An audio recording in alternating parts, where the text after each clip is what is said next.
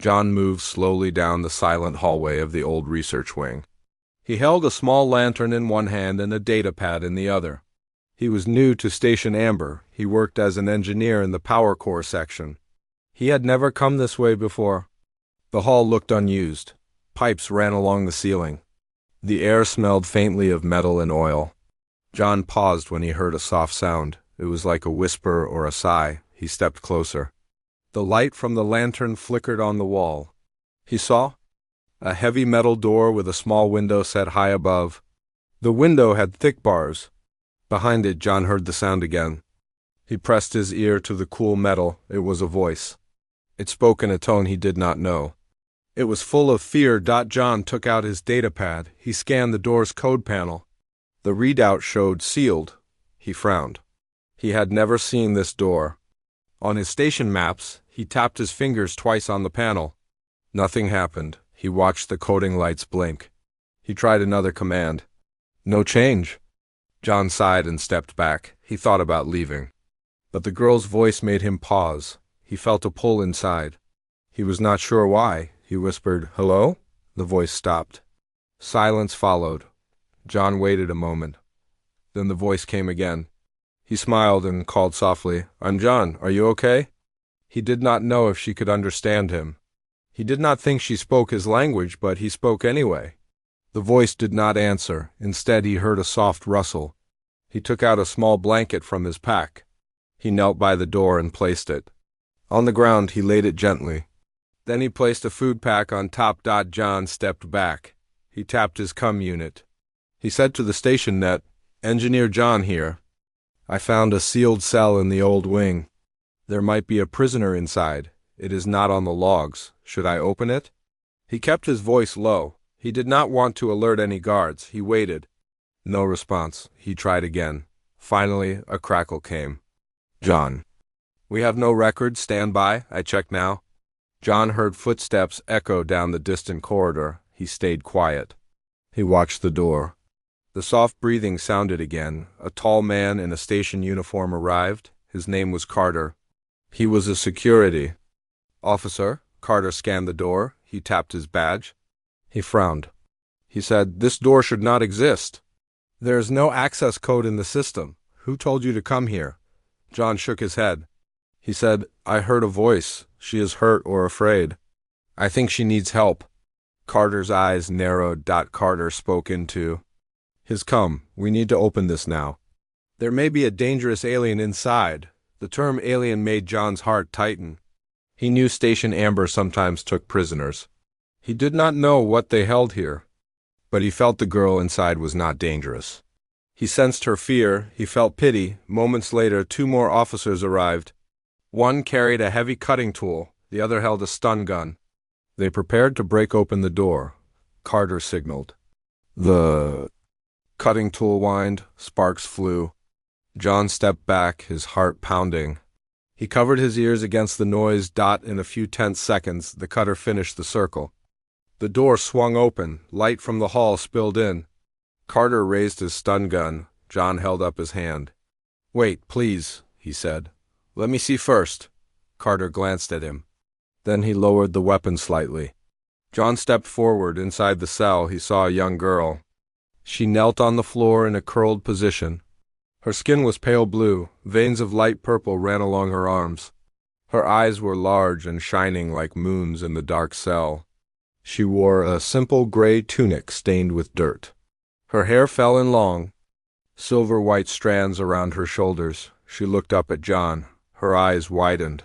Fear and hope mixed in her gaze. She stood slowly. She took a trembling step toward him. John knelt and held out his hand, palm up. He smiled gently. He spoke softly, "I'm John. You are safe now." He did not know if she understood. He just hoped. The girl tilted her head. She moved closer. She pressed her hand against his. Her skin felt cool. John's heart pounded. He glanced back at the officers. They waited quietly, surprised. The girl's touch did not harm him. He felt a strange warmth in his chest. John spoke again. He showed the datapad. He tapped a translation app. "Can you say your name?" he asked. The girl looked puzzled. She took the pad in her hand. She stared at the symbols on the screen. Then she closed her eyes. She placed her hand on the pad. It glowed faintly. A soft tone sounded. The girl spoke a single word in a gentle voice. John's translator recorded it. "Ariel," John smiled. "He?" "Stood," he said to Carter. "Her name is Ariel. I think she is not a threat. She is frightened and alone." Carter and the other officers exchanged looks.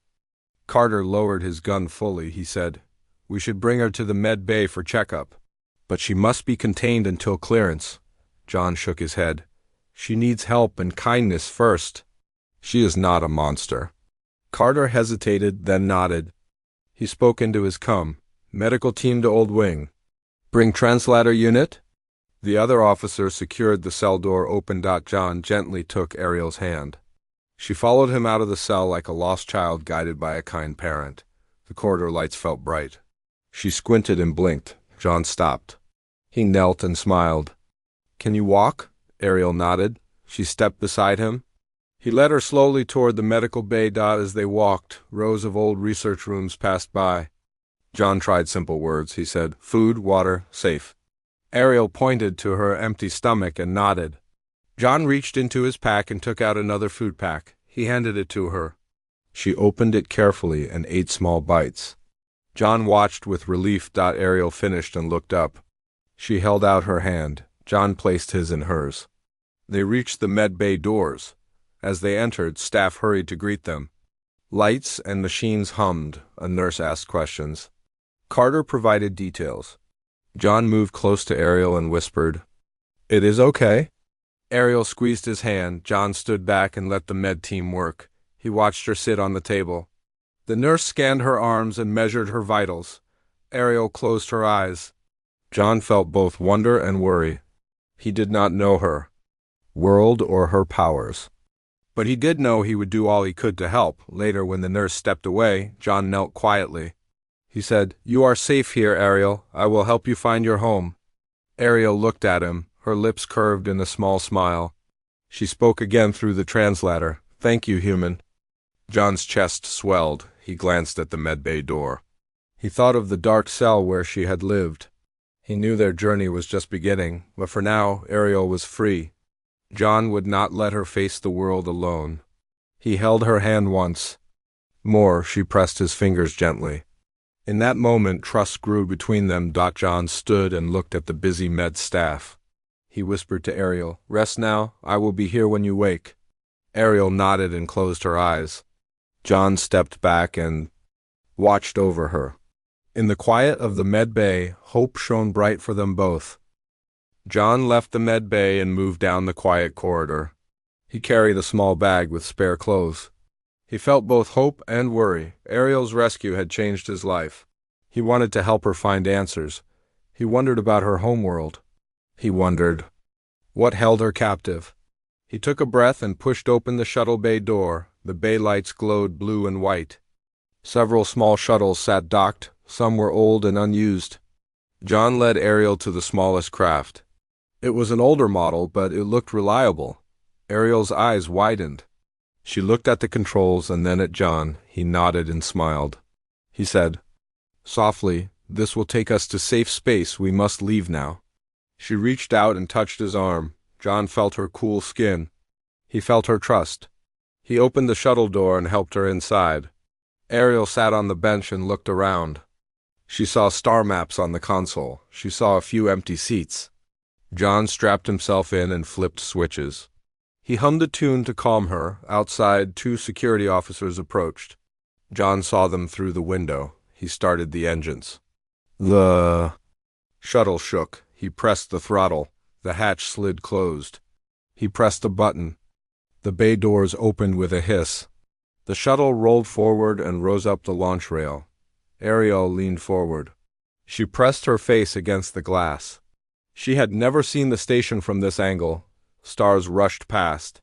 The blue glow of the station shrank behind them. Ariel pointed and whispered a sound. John tapped his cum. He said, "Control, this is John. I am taking prisoner Ariel to Sector 9 safe zone. I request clearance." John kept his voice calm. He did not want to panic her. On his cum, a voice crackled. "Engineer John, This is Control? You are not cleared for flight. Return immediately, John sighed. He sighed softly so Ariel would not worry. He cut the he faced the controls. He said to Ariel, "They will not help. We must go on our own." Ariel looked at him. She frowned. "Go where?" her translator asked. John tapped his map. He pointed to a distant cluster of stars. He said, "My friend on Terra Prime can help you. He knows aliens. He will help you find your people." Ariel stared. She tilted her head. She whispered her thanks. John nodded. He set the course. He moved the throttle. The shuttle jumped into faster flight. Stars streaked past in long lines. Ariel sat back and closed her eyes. She rested her head against the wall. John watched her. He felt relief mixed with fear. He had no idea what lay ahead. He pressed a button to open the small fridge. He took out water and food. He handed them to Ariel. She drank slowly. He watched her eat and drink. She ate with care. After a short time, Ariel stood. She moved toward the front seat. She placed her hands on the console. She stared at the star maps. John watched her with curiosity. He said, "Do you know this map?" Ariel closed her eyes and placed her palm on the screen. The map glowed. Then she opened her eyes and pointed to a small dot. It glowed red. John's eyes widened. He tapped the dot. It showed a planet with rings. He said, "That is Carina. It is far from here. How do you know it?" Ariel placed her fingers on the screen. She spoke a single word. The translator clicked. "Home." John felt a chill. He realized Ariel had shown him her home. It was far from any human trade route. He wondered how she escaped so far from home. Ariel turned to him. She touched his arm. She spoke softly. "Help?" John nodded. He switched the course. The shuttle banked and turned. He flew toward Carina. He checked fuel levels. He tapped the He said, "Ariel, I will get you home. I promise." She looked at him with wide eyes. She nodded and closed her eyes. John watched her and felt a deep sense of purpose. Hours passed. They reached the outer zone of human space. Small ships drifted by. John slowed the shuttle. He opened the to a friendly voice. "Trader Lena, this is John. I need docking clearance at Mars Station 5. "I bring a passenger in need of asylum," a cheerful voice replied. "Dock at 3? North Pad, Medical and Customs will meet you." John thanked her. He guided the shuttle down. It settled on the pad. The hatch opened. 2 customs officers and a medic boarded. John introduced Ariel. She stepped out slowly. The medic checked her vitals. The customs scanned her passport. There was none. John explained her story. They listened and whispered. After a tense wait, the chief customs officer spoke. "She has no record. We will hold her for now. But we can transfer her to asylum department. They will decide." John panicked inside. Ariel looked frightened. John knelt. He held her hand. He said, "Do not worry. I will not leave you." Ariel squeezed his fingers. The officers prepared to move Ariel. John insisted on accompanying them. They allowed it. John stood beside Ariel. He watched her as they took her away. He felt helpless. He looked at the stars above the station dome. He thought of her home world. He thought of how he had risked everything to save her. Later that night, John sneaked out of his quarters. He carried a toolkit and the shuttle access card. He walked toward the holding cell block. He passed sleeping guards. His heart pounded. He reached the cell where Ariel was kept. The door had a small window. He saw her sitting on a bench. She looked at him and smiled. John tapped the control panel. He bypassed the security lock he had memorized. The door unlocked with a click. John slid it open. He whispered, "Ariel, it is time to go." She stood and followed him without hesitation. They slipped into the hallway. Guards spotted them. Alarms rang. Red lights flashed. John grabbed Ariel's hand. He led her through service corridors. He used air ducts and old maintenance paths. He moved swiftly, guided by station schematics. Ariel kept pace. She seemed determined and brave. They reached the shuttle bay again. John keyed the access pad. The hatch opened. He pushed Ariel inside. He locked the door behind them. He ran to the pilot's seat. He flipped switches. The engines roared to life. He lifted off the pad. Guards fired on the shuttle. Sparks flew outside the windows. John flew through the narrow bay exit. He banked sharply. He escaped into black space. Ariel sat beside him. She put her hand on his shoulder. John took a deep breath. He set a course away from the station. He flew toward the distant stars. He looked at Ariel. She looked back and smiled. Ariel spoke through the translator. "Thank you, John." John smiled and nodded. He said, "You are not alone. I will help you find your family." Ariel closed her eyes and rested. John flew on. The stars stretched ahead. He held the controls with calm resolve. He would protect her. He would guide her home. Their journey continued through the silent void. John and Ariel were alone among the stars, yet they were not afraid. They had each other, and hope lit their path through the darkness. John flew the shuttle across empty space. He checked the fuel gauge often. Ariel sat quietly, staring out the window. She pointed at a bright star and whispered her thanks. John smiled. He felt tired but happy. They had escaped the station. They were free. For days John and Ariel traveled. They passed silent planets and lonely moons. John used his maps to avoid patrol routes. He landed on small outposts to refuel and rest. At each stop, John kept Ariel hidden under a blanket. He told officials she was a private passenger. They accepted his word. No one asked many questions. Ariel learned human ways. She ate cooked food and drank water. She learned to use the toilet and sleep on a bed. John taught her simple words. He said, "Hello, friend, and safe." Ariel repeated them slowly. She smiled when she spoke. Her voice was soft and musical. One night, they reached a small moon called Eden. It had blue lakes and green forests. John landed in a clearing near a lake. He turned off the engines. They climbed out. The moon's air felt fresh. Ariel took a deep breath and closed her eyes. She smiled like a child. John picked flowers by the lake. He handed them to Ariel. She held them carefully. She sniffed their scent. John taught her the word flower. She said it twice. They laughed. The wind blew around them. Stars shone above. John felt peace, but their journey had risks. John had heard rumors of alien hunters in this region. These traders sold aliens to collectors for big money. He worried Ariel could be found. He decided they must reach Terra Prime soon. There, his friend Claire could help. They returned to the shuttle and took off. Ariel watched the forest shrink below. On the way, John checked his messages. He saw a note from Claire. She would wait at Terra Prime. He smiled and showed it to Ariel. She nodded. However, danger struck soon. A pirate vessel blocked their path. Its ship was dark and fast. John raised the shields. He spoke calmly to Ariel. "Be ready." The pirate hailed them. A harsh voice demanded cargo and passenger. John refused. He locked the shuttle's doors. The pirate fired a warning shot. The shields held. John pressed a button. The shuttle darted sideways. He used a nearby asteroid belt to hide. He guided the shuttle through narrow rocks. The pirates chased. Rocks scraped the shuttle's hull. Ariel gasped. John whispered, "Stay calm." He moved the throttle higher. The pirates lost sight. John flew out of the belt and headed for Terra Prime. Ariel touched John's shoulder. She said, "Thank you, friend." John nodded. He felt both pride and fear. He knew they must be careful. They arrived at Terra Prime spaceport as the sun rose. Claire met them at the ramp. She was a tall woman with warm eyes.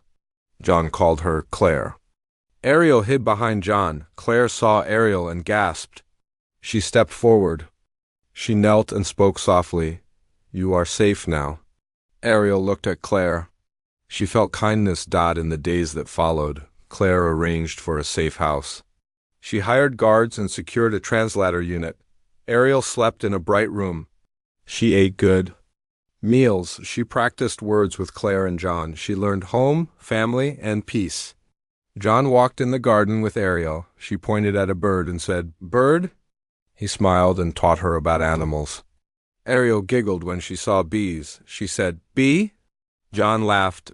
Claire worked with her contacts to find Ariel's people. She searched old logs and star charts. She asked traders and merchants. She followed. Every clue, weeks passed, Ariel grew stronger. She read simple books with Claire. She learned human history. She spoke with others kindly. One day, Claire called John and Ariel. She held a star map. She pointed to a bright cluster. She said through the translator, "This may be Karina's system." Ariel's eyes lit up. She touched the map. She whispered, "Home." John hugged Ariel. He smiled tears of joy. He told Claire, "Let's prepare to leave." Ariel packed small items. She placed her silver hair comb and a small flower from Eden in a bag. The night before they left, John and Ariel walked under Terra Prime's twin moons. Ariel held John's hand. She said, "Thank you, John." He replied, "You are my friend and I care for you." Ariel smiled and rested her head on his shoulder. John looked at the moons. He thought of her homeworld. He thought of the dangers they faced. He thought of hope. Tomorrow they would fly together to Karina. John would guide her through the stars. Ariel would find her people. Together they would face the unknown, and they would be ready for whatever came next. A week later, John and Ariel prepared the shuttle for departure. They had stayed on Terra Prime to plan their journey. Claire had shared star maps and secure routes. John loaded supplies, water, food, and fuel cells. He tied down each crate carefully. Ariel watched and asked a question through the translator. "When will we leave?" John smiled and said, "Tomorrow, at dawn." Ariel nodded and walked away. That night, John could not sleep. He sat in the shuttle bay and looked at the stars.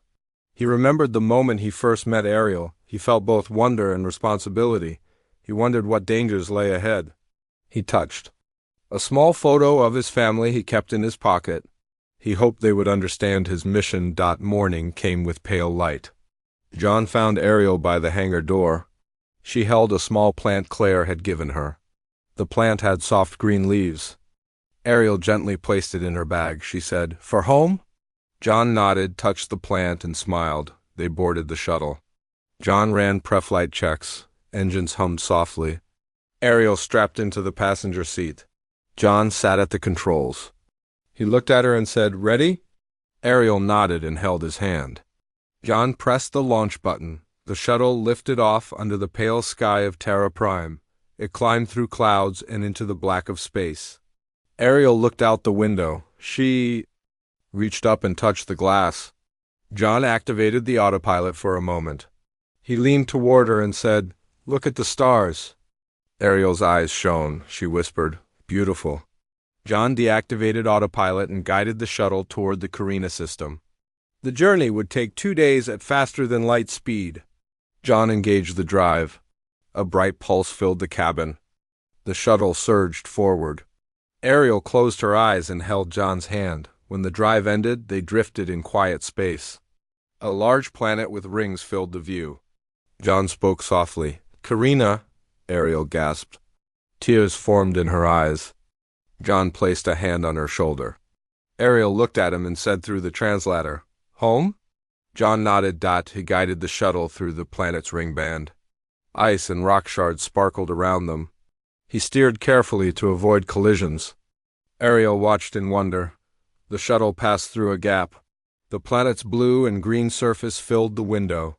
John set course for a small moon below. His maps marked a settlement there. It was a human research station that once visited Karina. The station might have records of Ariel's people. Ariel leaned forward and said, "Station," through the translator. John smiled. They landed on the dusty surface. The air felt thin. They stepped out in suits. Ariel held John's hand. The station stood cold and silent. Its windows were dark. John's heart sank. He activated his COM. No response. He tapped the door panel. It showed no power. John frowned and punched the override code. The door clicked and slid open. Dust blew inside. The corridor lights remained off. John switched on his lantern. Ariel followed him. They walked through empty halls. Equipment lay scattered and covered in dust. They reached a control room. Screens were dark. John found a manual terminal. He wiped dust from its surface. He tapped. Keys. The screen flickered. It loaded old files. John scanned logs. He found one entry, Contact with local species successful. Cataloged families present. He opened the file. The file listed names. He scrolled.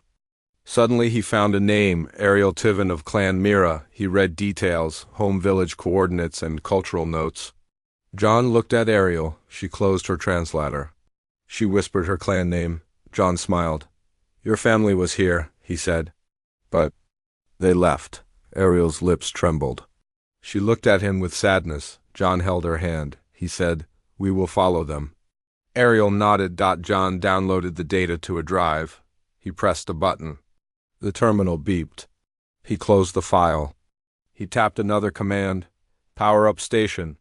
The lights flickered. Fans HUED outside. A small robot guard patrolled. It entered the control room. It beeped and scanned. John and Ariel held still.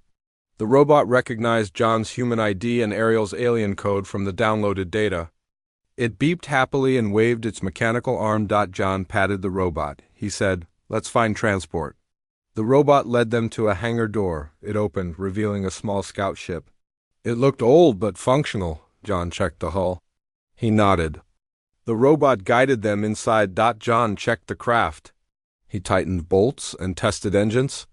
Ariel watched. She said, We go now. John agreed. They boarded the scout ship. John strapped in. Ariel sat beside him. The robot took the pilot seat. John pressed launch. The hangar doors opened. The scout ship rose from the moon. They soared. Into the ring field. John navigated carefully. The robot beeped instructions in a simple tone. They exited the rings and flew toward deep space. John set the coordinates from the station data. The ship jumped to faster than light. The cabin glowed with blue light. Ariel closed her eyes, clutching the plant in her bag. John watched the stars streak by. During the jump, Ariel spoke softly.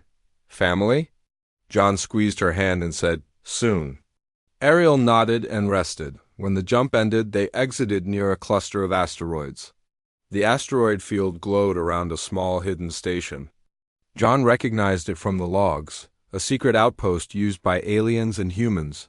The scout ship approached the station. A hidden sensor scanned them. The station's captain, a human named Lopez, hailed them. John answered and explained their mission. Lopez agreed to help. He opened the docking bay. They landed inside the bay. The robot guard met them. Lopez greeted them. He led them to a meeting room. Walls were lined with displays of different alien species. Ariel gasped at the images. Lopez said, We have records of your clan. They passed through months ago. They seek a safe world. We tracked them to a sector beyond. He showed a map. Here, Ariel leaned forward. She whispered the name of a star, John.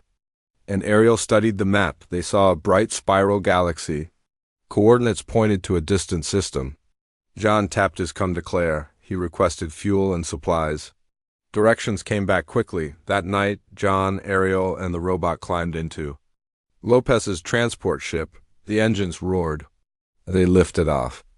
Lopez set the course for the new system. As the transport jumped to faster than light, Ariel looked at John. She said, Thank you, human friend. John smiled and replied, We are family now. Ariel closed her eyes and rested her head on his shoulder. Their journey continued into the unknown, guided by hope and friendship. At dawn, John woke in the safe house. He looked at Ariel, who slept calmly on the cot. She seemed peaceful for the first time in weeks. John smiled softly and tied his boots. He checked his com for messages.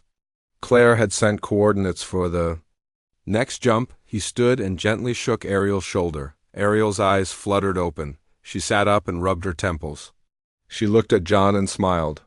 John pointed to the breakfast tray Claire had prepared. He said, Eat first. Ariel reached for the tray. It held fruit, porridge, and tea. She took a bite and seemed to enjoy the taste. John watched her happily. After breakfast, they packed the shuttle under Claire's watchful eye. Claire loaded extra fuel and spare parts. John strapped the bags. Ariel placed her small plant beside John's toolbox. It looked ready to grow again. John patted it and smiled at Ariel. They boarded the shuttle. The hangar doors opened under the morning sky of Terra Prime. John guided the shuttle into space. Ariel pressed against the window as Earth-like clouds faded below. She whispered, "Beyond," through the translator. John nodded. He engaged the drive. The cabin filled with hum and glow. John monitored fuel and systems. Ariel sat back, eyes closed.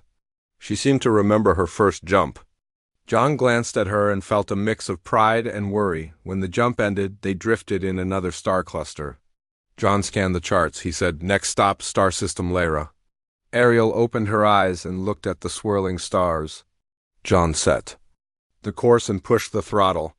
The shuttle surged forward. They arrived at Lyra's edge.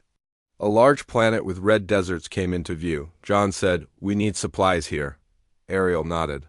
John guided the shuttle to a small trading outpost on 5 moons. The rocky landing pad shook under the shuttle's weight. On the ground, traders bustled about. John and Ariel stepped out. Ariel wore a simple tunic John had bought. She looked more confident. John led her through stalls. He bought water and packed meals. Ariel examined a small toy from a human child's stall. She smiled and bought it. They returned to the shuttle. John loaded the supplies. He reviewed the next leg. An asteroid belt lay ahead. They needed to cross carefully. Ariel asked through the translator, "Safe?" John nodded. "I will guide us." He strapped himself in. They flew toward the belt. Rocks of all sizes floated silently. John steered through narrow passages. Suddenly, a large asteroid shifted. It blocked their path. John swerved. The shuttle scraped past the rock. Sparks flew. Ariel gasped. The dogcam kept calm. He found a safe gap and pushed the shuttle through. The belt's end came into view. John exhaled. He said, "We made it." Ariel smiled and patted his arm. Beyond the belt, John sighted a flicker of a station signal. It was small and worn. He said, "This is the outpost I know. They once balanced trade with Carina ships." Ariel nodded and prepared to come. They called. The station. The station's captain, Marlowe, answered. He recognized John. He agreed to help. He opened the docking bay. The shuttle landed inside. John and Ariel walked to the control room. Marlowe greeted them warmly. John showed him the data drive from the Carina station. Marlowe studied it. He said, "I see their trail. They left months ago, heading toward Glaction sector?" Ariel's eyes lit up. She said, "Glaction." John smiled and nodded. Marlowe offered fresh data and a small transport ship for the next leg. John and Ariel thanked him. Marlowe handed Ariel a small hollow emitter. "For your safety," he said. Ariel smiled and placed it in her bag. They boarded. The transport. It was faster than the shuttle but smaller. John sat in the front. Ariel sat with the controls for life support. Marlowe saw them off and waved as they lifted away. The transport soared through space. John looked at Ariel. She looked at him and said, "Almost home." John took a breath. He felt excitement and tension. Approaching Glaction, the view showed a nebula. Glowing violet, they passed through the edge. Sparkling gas swirled around the transport. John guided them through the nebula's safe passage. When they exited, a star system with 2 suns shone ahead. Planets orbited in long paths. John said, "Your people might be here." Ariel stood and pointed to a small blue world. "Home?" she asked. John smiled. He set the course to the blue world. The transport engines glowed. Ariel touched the hollow emitter. It hummed softly. She pressed a button, sending a pulse toward the planet. John asked, "Ready?" Ariel nodded. They jumped to faster than light. Stars blurred, then settled. The blue world came into view. It was vibrant with oceans and green lands. John guided them down. Ariel watched with tears in her eyes. They landed near a coastal village. People gathered and stared. Human explorers and blue-skinned aliens mingled. Ariel recognized shapes in the crowd. She unstrapped and rushed out. John followed. He saw Ariel's family waiting. A tall figure with silver hair and bright eyes stepped forward. It was her mother. Ariel ran and embraced her. The mother held her tightly, tears flowing. John stood back, smiling as Ariel reunited with her family. They spoke in her language. Ariel translated, "He saved me." The mother turned and saw John. She bowed her head and said, "Thank you, friend." John stepped forward. Ariel introduced John to her family. They offered him a seat. They shared food. The ocean breeze smelled of salt and flowers. John ate with them and listened to their stories. That night, Ariel's family built a small shelter for John by the seaside. Ariel placed her plant on a table. The flower bloomed under moonlight. Ariel said, "Home." John nodded and sat by the shore. He watched waves and thought of their journey. He felt proud and content. Ariel's family welcomed him. He was their honored guest. He looked at Ariel smiling beside him. The night sky shone with stars. John felt hope. He and Ariel had found her home. Their adventures had led them here. And now they could rest. Sunlight broke over the sea as John woke in his new shelter. The gentle waves sang against the shore. He looked at Ariel sleeping beneath a light blanket. She lay beside her mother, safe for the first time in her life. John felt peace in this moment. He dressed quietly and stepped outside. The sea air was fresh. Fishermen worked on their boats. Blue-skinned children ran by, laughing and playing. John smiled. The village had come alive with Ariel's return. He walked along the beach, thinking about their journey. Back inside, Ariel stirred. She blinked and saw John. She smiled and sat up. "Good morning," she said through the translator. John nodded. He pointed to a table with fresh fruit, bread and tea. Ariel's eyes lit up. She ate happily. Ariel's father joined them. He carried a wooden box. He placed it on the table. "Welcome, friend," he said to John. John stood and bowed politely. The father opened the box. Inside lay small gifts. Shells carved into pendants and woven cloths dyed in bright colors. "These are from our village," the father said. He held out a shell pendant. It had a smooth surface and a pearly shine.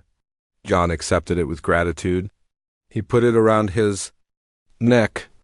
Ariel beamed. After breakfast, the villagers prepared a celebration. Musicians played gentle tunes on stringed instruments.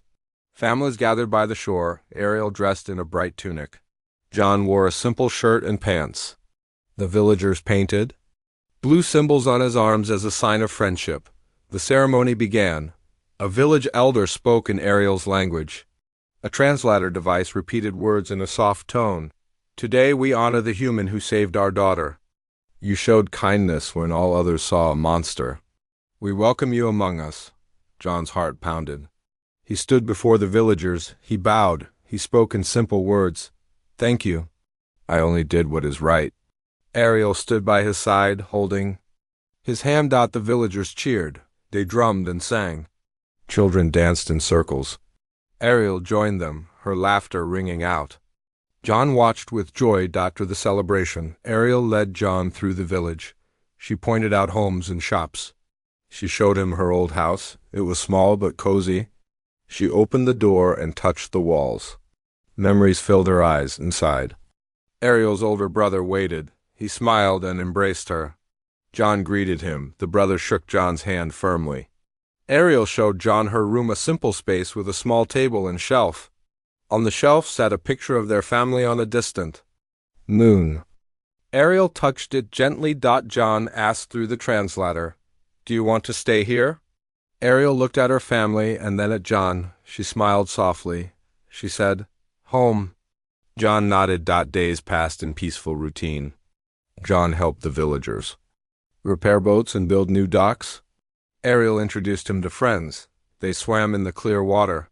They collected shells on the beach at dusk. One evening, Ariel and John sat on a driftwood log. The sky was pink and purple. Ariel spoke. "You have no home here." John nodded. "My home is far away," he said, pointing to a star. Ariel held his hand. John continued, "I miss my family, but I will stay as long as you need me." Ariel smiled and rested her head on his shoulder. They watched the twin moons rise. A week later, Claire and the robot guard arrived. They brought news from human space. Claire carried a letter for John. He opened it. His family knew he was safe. They thanked him for his work. They invited him home when he was ready. John folded the letter and looked at Ariel. He spoke. "They want me home." Ariel's eyes grew sad. John squeezed her hand. He said, I have 2 homes now. Ariel smiled bravely. That evening, villagers gathered for a farewell feast. They gave John a carved boat as a gift. Ariel tied a cloth around the boat, dyed with village colors. She handed it to John and said, Remember us. John hugged her. At dawn, John and Ariel walked to the shuttle by the docks. The robot guard loaded supplies. Claire stood by, holding 2 seats open. Ariel carried her plant. John placed the carved boat in his pack. They boarded the shuttle. Ariel sat beside John. She looked out at the rising sun. John checked the controls. He spoke, Ready? Ariel nodded. The shuttle lifted slowly. The waves sparkled below. The village grew small in the window. Ariel whispered, Goodbye. John replied, I will return. They reached space and set course for Terra Prime. Ariel held the pendant her father gave John and placed it in John's hand. He smiled and said, Always with me. During the journey, John and Ariel shared memories. They laughed and talked of new plans. They counted the days until John could return to Earth and bring friends to visit Karina. When they neared Terra Prime, John contacted Claire. Arrangements were made for Ariel's visit to Human Council. They would share her story and open hearts. Across worlds. As the shuttle dropped from faster-than-light into human space, Ariel pressed against the window.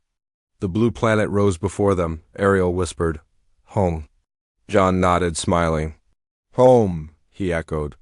Together they descended toward Terra Prime, ready to build bridges between humans and Serenans. Their journey had begun with rescue and ended in friendship and hope. And though each had 2 homes now, their bond would guide them wherever the stars would take them.